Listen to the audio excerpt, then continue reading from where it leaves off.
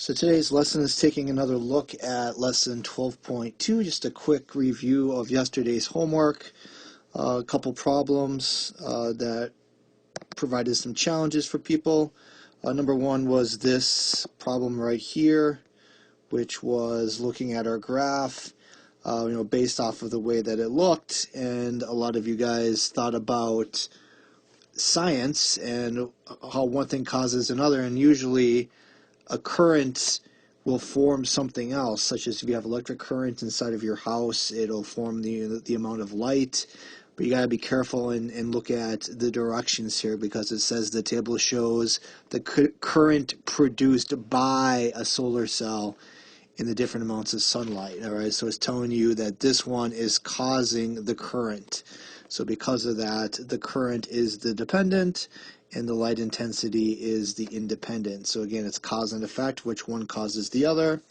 And then on number 7, which axis shows the dependent variable. That's our biggest takeaway here from our lesson, is you guys have to understand that our x's will then determine the y's. All right, so this is the dependent variable, whatever that is. In that case, it was time. So please remember that. It's cause and effect, ELA strategy, but it's plotted on a graph. You always go over first and then up. And then the up is the dependent because it's depending on the number going across. All right, so your assignment is going to be completing the GoMath pages. So it goes back into a lot of these things that we've talked about. What is the difference between the two? Look at the two axes that we have, the x and the y, and then apply accordingly.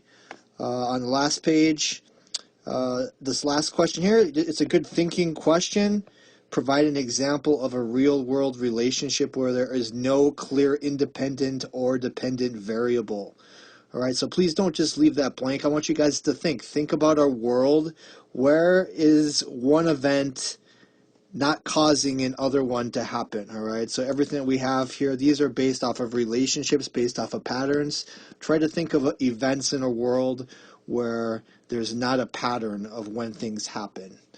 All right, I don't want to say too much because I'll give it away, but hopefully you'll be able to think of that. All right, any questions, let me know. Again, a simpler lesson, but again, the whole idea is knowing the difference between the independent and dependent, and this is really going to be used as you guys go on in your algebra graphing coordinates, especially in 7th and 8th grade.